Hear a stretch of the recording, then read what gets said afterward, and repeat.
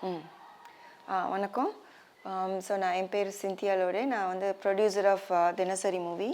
இப்போது movie release ஆக போகுது February 14th through out India. அப்புறம் எல்லா ஊர்லேயும் பண்ணுறோம். அப்புறம் வேர்ல்டு வைட் ரிலீஸ் பண்ணுறோம். ஸோ வேறு கண்ட்ரீஸ்லேயும் பண்ணுறோம். லிஸ்ட் ஆஃப் கண்ட்ரீஸ் வந்து ரிலீஸ்க்கு முன்னாடி வரும். ஸோ நான் அந்த மூவியில் ஹீரோயினாகவும் பண்ணியிருக்கேன். இது வந்து என்னோட post production director. His name is Dinesh Dheena. இன்னொரு டிரெக்டர் வந்து இருக்கார், மூவியோட டிரெக்டர். அவர் வந்து பேர் Shankar. He has some health issues, அதனால் வர முடியல. ஸோ இவர் கவர் பண்ணுவார். ஸோ இவர் மேக்ஸிமம் மூவி பற்றி எல்லாருக்கும் எல்லாம் தெரியும் இவருக்கு. பிகாஸ் போஸ்ட் ப்ரொடக்ஷனில் எடிட்டிங்லேருந்து எல்லாமே நல்லா உட்காந்து பண்ணியிருக்கோம். So he is one of the guy who actually help me to finish a project. நான் ஒரு க்ரியேட்டிவ் ஹெட்டாக வந்து இந்த ப்ராஜெக்டை முடிச்சிருக்கேன். அது கூட வந்து எனக்கு பேக் போனாக இருந்து ஹெல்ப் பண்ணியிருக்காரு. So I give a very applause to him for his. Thank you so much. Yeah, நீங்கள் சொல்லுங்கள் ஏதாச்சும். வணக்கம், நான் தினேஷ் ஜீனா. ஃபஸ்ட்டு தேங்க்ஸ் வந்து மேடம்க்கு தான் சொல்லணும். என்னென்னா, ஒரு ப்ரொடியூசராக இந்த ப்ராஜெக்ட் எடுத்து அவங்க பண்ணதுக்கு ஃபஸ்ட்டு தேங்க்ஸ். அப்புறம் எனக்கு ஆப்பர்ச்சுனிட்டி கொடுத்தது தேங்க்ஸ். அப்புறம் முக்கியமான தேங்க்ஸ் வந்து நம்ம பாலமுருகன் அண்ணன். அவர் தான் எனக்கு இந்த கம்பெனிக்குள்ளே கொண்டு வந்து மேடம் இன்ட்ரடியூஸ் பண்ணார். நான் ஃபாரினர், மேடம் வந்து யூஎஸ் ஃபாரினர் வந்திருக்காங்க அப்படின்னு. பட் இங்கே வந்தால் வேறு ஒரு ஷாக்கு. மேடம் பார்க்க தான் ஃபாரினர் லுக்கில் இருப்பாங்க, ஆனால் தமிழ் பிச்சு எடுப்பாங்க. அவ்வளோ ஃப்ளூவெண்ட்டாக தமிழ் நல்லா அழகாக பேசுவாங்க. So thanks so much madam, இந்த ஆப்பர்ச்சுனிட்டி கொடுத்ததுக்கு. தேங்க்யூ. You welcome. பார்த்துருப்பீங்க, தினசரி வந்து ட்ரைலர் இப்போ சமீபத்தில் வந்தது, நல்ல வரவேற்பு பெற்றிருக்கு. அதுக்கு கீழே பார்த்துருப்பீங்க மேடம், நீங்கள் ஸ்ரீகாந்த் சாருக்கு ஒரு கமெண்ட்ஸ்லாம் நிறைய போட்டுக்கிட்டே இருக்கிறாங்க.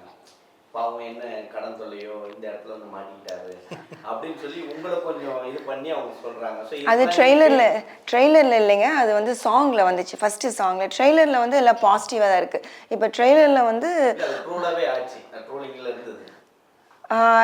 அதுதான் ட்ரெய்லரில் வந்து அந்த மாதிரி இல்லை. ட்ரெய்லரில் வந்து இப்போது எல்லாம் சேஞ்ச் ஆகிட்டாங்க. பிகாஸ் நான் ஒரு 2 இன்டர்வியூஸ் கொடுத்தனால என்னை பற்றி தெரிஞ்சிருச்சு. ஃபஸ்ட்டு என்னை பற்றி தெரியாதனால ட்ரோலிங் இருந்துச்சு. இப்போ வந்து நான் யாருன்னு தெரிஞ்சிருச்சுனால அவங்களுக்கு வந்து ட்ரோலிங் கம்மியாயிடுச்சு. ஆனால் வந்து 1-2 பேர் நெகட்டிவ், பாசிட்டிவ் இருந்துச்சுன்னா நெகட்டிவ் பீப்புள் இருக்க தான் செய்வாங்க.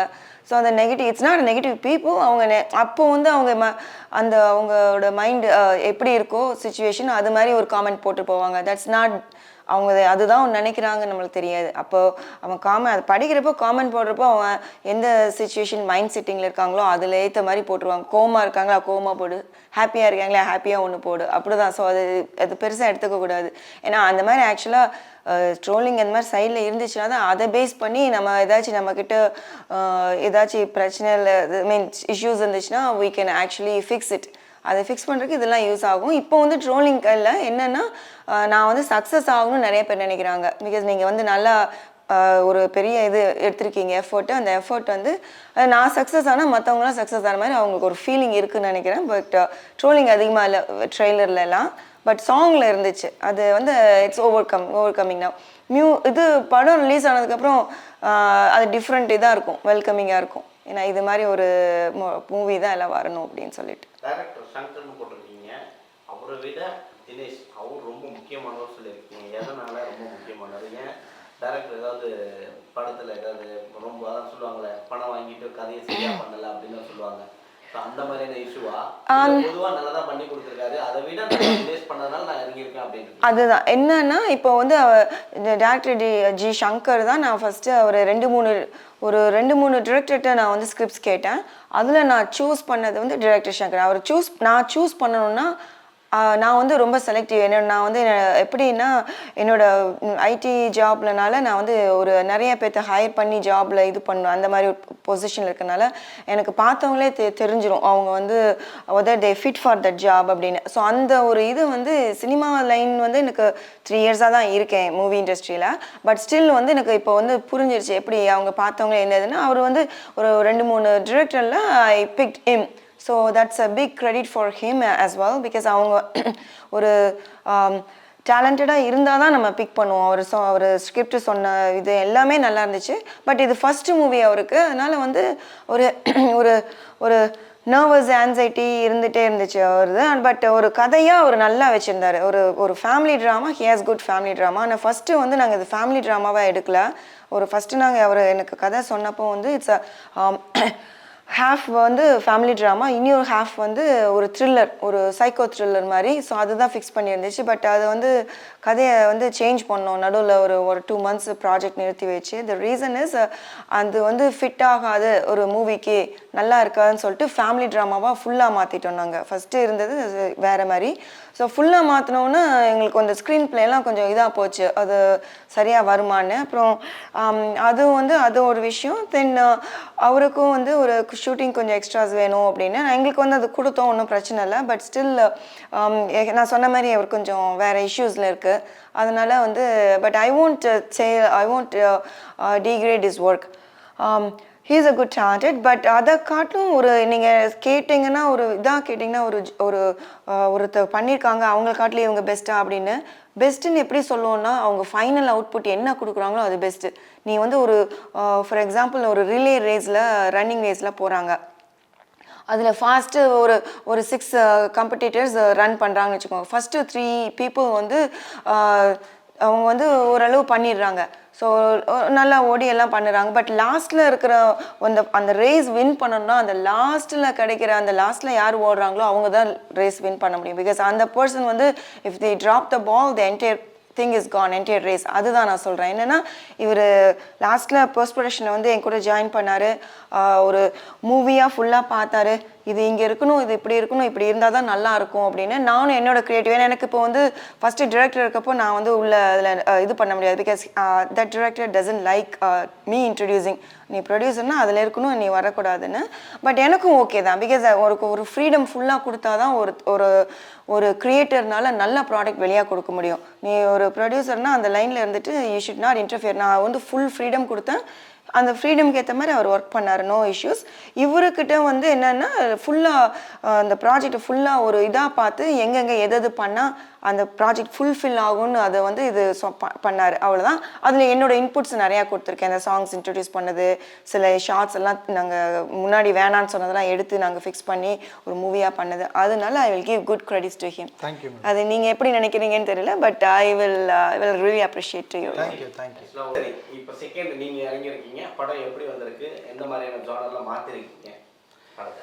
இல்லை, ஆக்சுவலாக தினசரியை வந்து நாங்கள் மாற்றவே இல்லை. தினசரியாக தான் இருக்குது. என்னென்னா நாங்கள் தேவையில்லாத லேகாக இருக்குது அப்படின்னு இருக்கிற இடங்களில் ட்ரிம் பண்ணியிருக்கோம், தேவையான சீன்ஸை ஆட் பண்ணியிருக்கோம். ஸோ ஆட் பண்ணதுக்கப்புறம் படம் நல்லா வந்திருக்கு. எங்களுடைய ஃபஸ்ட்டு ஆடியன்ஸோட கமெண்ட் யாருன்னா இசைஞானி இளையராஜா சார். ஆர்ஆர் பண்ணும்போது அவர் தான் பார்த்துட்டு சொன்னார், நான் தான் ஃபஸ்ட் ஆடியன்ஸ், ஸோ என்னுடைய கமெண்ட்டுக்கு ஏற்ற மாதிரி நீங்கள் பண்ணுங்க அப்படின்னு. அதுக்கப்புறம் நாங்கள் அவர் சொன்னதை வந்து பண்ணோம், உண்மையாகவே நல்லா இருந்துச்சு.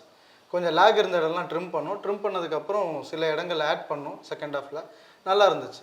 ஸோ அப்போ படமாக நாங்கள் போஸ்ட் ப்ரொடக்ஷன் ஒர்க்குக்கு மிக்சிங் போனோம். ஸோ அதுக்கப்புறம் திரும்ப டப் பண்ண போனோம். ஃபைனல் வேறு ஒர்க்கு நம்ம டிஐக்கு இங்கெல்லாம் வரும்போது ஃபஸ்ட்டு பார்க்கும்போது வேறு மாதிரி இருந்துச்சு, இப்போ வேறு மாதிரி இருக்குது. ஸோ அந்த இமயம் இசைஞானி இளையராஜா சார் சொன்ன வார்த்தை எங்களை ட்ரிகர் பண்ணது, இவ்வளோ தூரம் கொண்டு வந்து நிப்பாட்டிருக்கு. நாங்கள் கதையெல்லாம் மாற்றவே இல்லை, ட்ரிம் பண்ணி அழகாக ஒரு விஷயம் பண்ணி தினசரியாக தான் இருக்குது. மேடம், ஃபாரின்லேருந்து வந்திருக்கீங்க, அதுவும் முக்கியம் ஃபர்ஸ்ட் படத்துலேயே இளையராஜா சார் தான் வேணும் அப்படின்னு சொல்லிட்டு இளையராஜா சார் கிட்ட இறங்கி இது எங்கே உங்களுக்கு டச் பண்ணிச்சுன்னா, நீங்கள் இருக்கிறது பாப்சிங்லாம் ஃபாரினில் பண்ணியிருக்கேன்னு சொல்லியிருக்கீங்க, உங்களுக்கு தமிழ் மேலே வந்து எப்படி இந்த இன்ட்ரெஸ்ட் வந்துச்சு, இந்த தமிழ்நாட்டில் நம்ம படம் எடுக்கணும் அப்படின்ட்டு மெயின் இளையராஜா சார் ஏதாவது சாங் கேட்டிங்களா? ஸோ நீங்கள் ஃபஸ்ட்டு படம்னு சொன்னீங்களே, இது ஃபஸ்ட்டு படம் இல்லை, இது செகண்ட் மூவி நான் ப்ரொடியூஸ் பண்ணுறேன். அதில் வந்து ஃபஸ்ட்டு மூவியில் மெயின் லீடாக பண்ணேன், செகண்ட் மூவியில் வந்து நான் ஹீரோயினாக பண்ணியிருக்கேன். இது அவர் ராஜா சார் மூலிமா தான் இன்ஸ்பயர் ஆகி வந்தேன். ஸோ ராஜா சார் தான் அவர் மூவி கம்போசராக கிடைச்சாதான் மட்டும்தான் இந்த மூவி நான் வந்து ப்ரொடியூஸ் பண்ணணும்னு நினச்சேன். மூவி அவருக்கு கிடைச்சாரு. Then we started shooting and everything பண்ணோம். எப்படி ட்ரிகர் ஆச்சுன்னா, எனக்கு அவரோட சாங்ஸ் வந்து நான் ஃபஸ்ட்டு ஒரு சாங் பார்த்து தான் எனக்கு ட்ரிகர் ஆச்சு. அவர் பாட்டு I fell in love with his music. So அதனால ஒரு அந்த சாங்கில் அவர் அதே நிறைய சாங்ஸ் பாட ஆரம்பித்தேன் தமிழில். ஸோ தமிழ் கற்றுக்கிட்டேன், எல்லாம் பண்ணேன். அதனால அந்த சாங் நான் சொல்ல முடியாது. பிகாஸ் அந்த சாங் வந்து என்னோட very close to heart my dear song. அதனால அந்த சாங்கை வந்து இந்த மூவியில் யூஸ் பண்ணியிருக்கேன். அதனால் சொல்ல முடியாது. என்ன ரீசன் வந்து இந்த மூவியோட ஒரு பெரிய பேக் போனும் அந்த சாங் இருக்கும். அதை நான் ராஜா சார்ட்ட கேட்டேன் யூஸ் பண்ணுறேன்னு. அவர் வந்து கண்டிப்பாக யூஸ் பண்ணிக்கோன்னு சொல்லிட்டு ஒரு சவுண்ட் இன்ஜினியர் ப்ரோக்ராமர்கிட்ட அந்த சாங் போட்டு கொடுத்துருப்பா அப்படின்னு சொல்லிட்டு சொன்னார். ஸோ அதை வந்து யூஸ் பண்ணியிருக்கோம். ஆக்டாக இருக்கும். It will give a big impact. அந்த சாங் படம் பார்க்குறப்போ அந்த ஒரு சாங்கு மேபி இல்லை for sure that will give a biggest impact on this movie. அந்த ஒரு மூவிக்கு ஏதோ ஒரு விஷயம் தேவை இல்லைங்க. அதை ஒரு மூவி வின் பண்ணணும், ஏதோ ஒரு பேக் இதில் வந்து ஒரு பெரிய விஷயம் இருக்கும். அது வந்து இந்த சாங்கு தான் அந்த விஷயத்த சொல்லும். அந்த கடைசியில் அந்த சாங்கு தான் அந்த விஷயத்த சொல்லும், இந்த மூவி என்னன்னு சொல்லிட்டு. அதுதான் அதனால அந்த சாங் சொல்ல முடியாது, பாடவும் முடியாது. ஓகே. இன்னொன்று என்னன்னா, படத்தில் புடவை கட்டிட்டு வரீங்க, இந்த ஸ்டில்லையே பார்த்தீங்கன்னா பேக்கில் வந்து இருக்குது. நீங்கள் வச்சிருக்க ஸ்டில்லு பார்த்தீங்கன்னா அஜித் சார் படம் ராஜா படம் பார்த்துருக்கீங்களா? அதில் ஹீரோயின் ஒருத்தவங்க வருவாங்க, ஜோதிகா மேடம் இருக்காங்க. இன்னொரு ஹீரோயின் கன்னட உபேந்திரா, அவங்களுடைய ஒய்ஃப் வருவாங்க. அவங்கள மாதிரியே லுக் இருக்குது. நீங்கள் அதை கவனிச்சிங்களா? யாராவது உங்களை அதை சொன்னாங்களா? நான் என்ன எல்லாரும் மாதிரியும் சொல்கிறாங்கங்க. ஏன்னா நான் வந்து புதுசு ஃபேஸ், அது என்ன சொல்லுவாங்க, it's a new face to industry. அதனால வந்து ஆடியன்ஸ் வந்து அக்செப்ட் பண்ணுற வரைக்கும் நீ இவ்வளோ மாதிரி இருக்க அவ்வளோ மாதிரி இருக்க. ஈவன் மென் கூட கம்பேர் பண்ணியிருக்காங்க. லாட் ஆஃப் டிஃப்ரெண்ட் செலிபிரிட்டிஸ் இருப்பாங்களே, அவங்க கூட அவ்வளோ மாதிரி இருக்கு. அதெல்லாம் வந்து எனக்கு you feel bad because you're a woman. when you compare them to the men, அதில் ஒன்றும் பிரச்சனை இல்லை. பிகாஸ் அவங்களுக்கு தெரியல என்ன யார் எப்படி இருப்பாங்கன்னு தெரியல. ஒன்ஸ் ஒரு 2 மூவியில் ஃபேஸை பார்த்து இது பண்ணிட்டாங்கன்னா இவங்க தான், நான் இன்னொருத்த மாதிரி இருக்க முடியாது, இந்த ஃபேஸ் அந்த ஃபேஸ்லாம் இருக்க முடியாதுல்ல. ஸோ எனக்கு வந்து ஐ டோன்ட் ஃபீல் எனிதிங். அவங்க ஒரு 2 மூவியில் என்னை பார்க்குறது தெரிஞ்சுக்கிற வரைக்கும், இந்த மூவியில் மோஸ்ட்லி எல்லாரும், because I became viral 2 months ago, I became very viral to India and almost to the entire Indian people around the world-க்கு தெரிஞ்சு போச்சு நான் யாருன்னு. ஸோ அதனால் இப்போ வந்து they feel like இதுதான் அப்படின்னு சொல்லிட்டு என் ஃபேஸை பார்க்க பழகிடுச்சுன்னா they don't compare with anyone. Cynthia is Cynthia. Cynthia is not another person. Cynthia is not you or someone else. Cynthia is Cynthia. அவங்களுக்கு என்ன இருக்கோ அந்த ஃபேஸ் தான் இருக்கும், அவ்வளோதான். தமிழ் சினிமாவில் இன்னொன்று இருக்குது பார்த்தீங்கன்னா, தமிழ் சினிமா சின்ன படங்கள் வரும், ஆனால் அதிகமாக திரையரங்களில் ரிலீஸ் பண்ணுறது ரொம்ப சிரமமாக இருக்கும். நிறைய படங்கள் தேட்டர்கள் இருக்குது. அப்படி இருக்கும்போது உங்கள் படத்தை எப்படி திரையரங்கில் ரிலீஸ் பண்ணுறதுக்கான வழிகள் போயிட்டுருக்கு? சென்சார் உங்களுக்கு கொடுத்தாச்சா? That's a very good question. ஏன்னா அந்த ரிலீஸிங் இந்த மூவி இண்டஸ்ட்ரியில் தமிழ் சினிமான்னு தான் எனக்கு தெரியும். But I heard in almost all south Indian industry, movie இண்டஸ்ட்ரியில் ஒரு மூவி எல்லோரும் எடுத்துருவாங்க. ஃபர்ஸ்ட் ஆஃப் ஆல் மூவி ஒரு ப்ரொடியூசர் எடுக்கிறதே கஷ்டம். அவங்க ப்ரொடியூஸ் பண்ணுவாங்க, ஷூட்டிங் போகும், இல்லை நடுவில் ஷூட்டிங்கில் நிறுத்துவாங்க, இல்லை ப்ரீ ப்ரொடக்ஷன்லேயே நின்று போகும், இல்லை சம்டைம்ஸ் போஸ்ட் ப்ரொடக்ஷன்வாங்க. ஆனால் very few people go to release. ஏன்னா ரிலீஸுக்கே ஒரு 25% ஆஃப் காஸ்ட் வந்து மூவிக்கு பட்ஜெட் இருக்கும்ல, அந்த பட்ஜெட்டில் மூவியோட ஃபுல் பட்ஜெட்டில் ஒரு மூவிக்கு வந்து ஒரு 10 crores-னு வச்சுக்கோங்க. அந்த 10 crores-ல எவ்வளோ 25% வச்சுக்கோங்க. அந்த 25% you need for the release. நான் ரிலீஸ் வந்து ஈஸி கிடையாது. பிகாஸ் ரிலீஸ்ன்னு வந்துட்டா உங்கள் மூவி இருக்குன்னு ஒரு ஆடியன்ஸ்கிட்ட போய் சேர்றதுக்கு நிறைய இருக்குது பண்ணணும். அது எல்லாத்துக்குமே ஸ்பெண்ட் பண்ணணும். ஸோ அதனால் மேக்ஸிமம் நிறைய பேர் வந்து என்ன பண்ணுவாங்கன்னா எடுத்துருவாங்க. ஏதோ ஷூட்டிங் பண்ணி அது பண்ணி சின்ன ஆளுங்களை வச்சு ஷூட் பண்ணி முடிச்சிடுவாங்க, பெரிய ஆர்டிஸ்ட் இல்லைனாலும். ரிலீஸுக்கு போக மாட்டாங்க. ஏன்னா ரிலீஸ் போனால் பயம், அது என்ன ஆகும்னு தெரியாது. ரிலீஸ்க்கு நிறைய ஸ்பெண்ட் பண்ணணும். தேட்டர்ஸ்க்கு தேட்டரிக்கல் ரிலீஸ் போனோம்னா தேட்டர்ஸ்க்கெலாம் ஸ்பெண்ட் பண்ணணும். அவங்க இது பண்ணுவாங்க. தேட்டர் சின்ன படம்னா தேட்டர் கொடுக்க மாட்டாங்க. அதுக்கு நீங்கள் ரெண்ட் பண்ணி என்ன நிறைய விஷயம் இருக்குது. அதுக்கு முன்னாடி publicity, everywhere you have to do publicity. ஒவ்வொரு பப்ளிசிட்டியும் it's cost more money. So releasing is not easy. அதனால தான் thousands of movie made and still after censor பண்ணதுக்கப்புறம் still sitting in the producer கவுன்சிலில் ரிலீஸ் பண்ணாமல் அப்படியே உட்காந்துட்ருக்கு. அந்த மூவிஸ் எடுத்து ரிலீஸ் பண்ணாலே ஒரு 2 yearsக்கு தமிழ் மூவிஸ் டெய்லி ஒரு 2 மூவி ரிலீஸ் பண்ணலாம், அவ்வளோ மூவிஸ் இருக்குது. ஸோ இங்கே வந்து தமிழ் இண்டஸ்ட்ரியில் நான் இப்போ சொல்கிற ஒரு ஸ்டேட்மெண்ட்டு வெரி பர்ஃபெக்ட் ஸ்டேட்மெண்ட். என்னென்னா, இங்கே படம் எடுக்கிறவன் வந்து பெரிய ஆள் இல்லை, ப்ரொடியூஸ் பண்ணுறவன். ரிலீஸ் பண்ணுறவன் தான் இங்கே பெரிய ஆள். அவன் ரிலீஸ் பண்ணான்னா ஹீ இஸ் சக்ஸஸ்ஃபுல். அந்த படம் ஃப்ளாப் ஆகுதோ வின் ஆகுதோ அதெல்லாம் பெரிய விஷயம் இல்லை. ரிலீஸ் பண்ணியா உன்னோட பேரில் ரிலீஸ் பண்ணியா சென்சார் பண்ணியா அதுதான் முக்கியம். ஸோ எனக்கு வந்து ஃபஸ்ட்டு மூவியும் எனக்கு had a really bad stuffs என்ன நிறைய விஷயம்லாம் ஆச்சு, அதையும் தாண்டி ரிலீஸ் பண்ணேன். இந்த மூவிலையும் வந்து எனக்கு சில செட்பேக்ஸ்லாம் இருந்துச்சு, அதெல்லாம் ரெடி பண்ணி, நிறைய செட்பேக்ஸ் இருந்துச்சு, அதெல்லாம் கொஞ்சம் கொஞ்சமாக ரெடி பண்ணி மூவியை டேக் ஓவர் பண்ணி ஃபைனலாக ஒரு இதாக முடிச்சு ரிலீஸுக்கு நான் பப்ளிசிட்டி ரிலீஸ் ஸ்டார்ட் பண்ணிவிட்டேன். ரிலீஸுக்கும் இதாச்சு. இப்போ சர்டிஃபிகேட்டும் எங்களுக்கு வந்துடுச்சு, சென்சார் சர்டிஃபிகேட்டும் பண்ணிட்டோம். யூ சர்டிஃபிகேட் கிடச்சிருக்கு, பிகாஸ் இட்ஸ் ஃபேமிலி ட்ராமானால யூ சர்டிஃபிகேட் கிடச்சிருக்கு. எப்போ ரிலீஸுக்கு காத்துட்ருக்கு? ரிலீஸிங் டேட் ஏதாவது சொல்ல முடியுமா, அனௌன்ஸ் பண்ண முடியுமா? எஸ், ரிலீஸ் டேட் வந்து February 14th, வேலண்டைன்ஸ் டே. எங்கள் கண்ட்ரியில் வேலண்டைன்ஸ் டேன்னு சொல்லுவோம், இங்கே கண்ட்ரியில் லவ்வர்ஸ் டேன்னு சொல்லுவாங்க. ஆக்சுவலாக வேலண்டைன்ஸ் டேனா வந்து லவ் ஃபார் எவ்ரி ஒன், என்ன யாருக்கு வேணால் லவ் அது மாதிரி தான். பட் இந்த countries lovers day only for lovers அப்படி கிடையாது, it's for every one. So அந்த டேட்டில் நாங்கள் ரிலீஸ் பண்ணுறோம். ஸ்பெசிஃபிக் ஏதாவது காரணம் இருக்குமா அந்த 14 தான் ரிலீஸ் பண்ணுறதுனால? எனக்கு வந்து இந்த அந்த வேலண்டைன்ஸ் டே அந்த டே வந்து எனக்கு ரொம்ப பிடிச்ச டே. ஏன்னா த்ரூ அவுட் த இயர் ஒவ்வொரு விஷயத்துக்கும் இப்போ பாருங்கள் மதர்ஸ் டே அப்படிலாம் இருக்குது. ஸோ அந்த ஒவ்வொரு டேயில் என்ன பண்ணுறோன்னா இயர்லி ஒன்ஸ் இந்த மதர்ஸ் டே வந்துச்சுன்னா அது 1 இயர் மதரே நீங்கள் கண்டுக்கல, அந்த ஒரு நாள் ஆச்சு மதருக்கு போய் பூ வாங்கி கொடுக்குறீங்களா, ஏதாவது பண்ணுறீங்களா. அதே மாதிரி ஒரு வேலண்டைன்ஸ் டேனா you're showing your love to everyone around you. உங்கள் கூட இருக்க ஃபேமிலி மெம்பர்ஸு, உங்களுக்கு ஐ மீன் ஒர்க் பண்ணுற கோஒர்க்கர்ஸ், அந்த மாதிரி எல்லாத்துக்கும் you are showing your love to them. இந்த மாதிரி அந்த டைமில் வந்து எந்த இதுவும் இல்லாமல், ஸோ அதனால அந்த டேட்டில் ரிலீஸ் பண்ணால் அந்த டேட் வந்து இப்போ ஃப்ரைடேவாக போச்சு இந்த year. For most of the year வந்து அந்த டேட் வந்து டியூஸ்டே வரும், தேர்ஸ்டே வரும், ஏதோ ஒன்று. இந்த டைமில் இந்த இயரில் வந்து இட்ஸ் ஃப்ரைடே. ஸோ அதை யூஸ் பண்ணிக்கணும்னு நான் பார்த்தேன், அவ்வளோதான். இட்ஸ் ஃப்ரைடேஸ் தான் மூவிஸ் ரிலீஸ் ஆகும். So Friday and then Valentine's day, so will use it. அதுவும் இல்லாமல் இந்த ஸ்டோரி வந்து ஒரு அந்த மாதிரி பேஸ்டு ஸ்டோரி, அதை சொல்லிடக்கூடாது நான், அதனால் நீங்கள் பார்த்தீங்கன்னா தெரியும். அது வந்து ஒரு எப்படி வந்து ஒரு ஃபேமிலியாக ஓரியன்டாக ஒரு லவ் பேஸ்ட் பண்ணி, அது லவ்னா ரொமான்டிக் லவ் இல்லை, ஒரு ஃபேமிலி லவ், ஒரு ஃபேமிலி லவ்வாக அது எப்படி இருக்கணும். இப்போ வந்து என்ன இப்போ வந்து நம்ம கண்ட்ரியில் எந்த மாதிரி போயிட்டுருக்கு, அது ஒரு யங்கர் பாப்புலேஷன் எப்படி ஸ்பாயில் ஆகிறாங்க, அப்படி இல்லாமல் எப்படி இருக்கணும்னு நாங்கள் சொல்லியிருக்கோம் மெசேஜ். அந்த மெசேஜுக்கு வந்து எது தேவைன்னா மெயினாக வந்து it's love.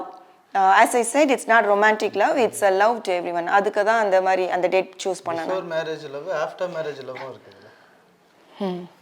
After marriage love இருக்குது, ஆஃப்டர் மேரேஜ் பிஃபோர் இது இருக்குது. அது நாங்கள் சொல்லியிருக்கோம் எப்படி இருக்கணும் அப்படின்னு சொல்லிட்டு. இட்ஸ் நாட் அபவுட் அவங்க ஹீரோ ஹீரோயினுக்கு, ஃபேமிலி, ஒரு ஃபேமிலியே எப்படி இருக்கணும்னு. It's a very nice subject to B.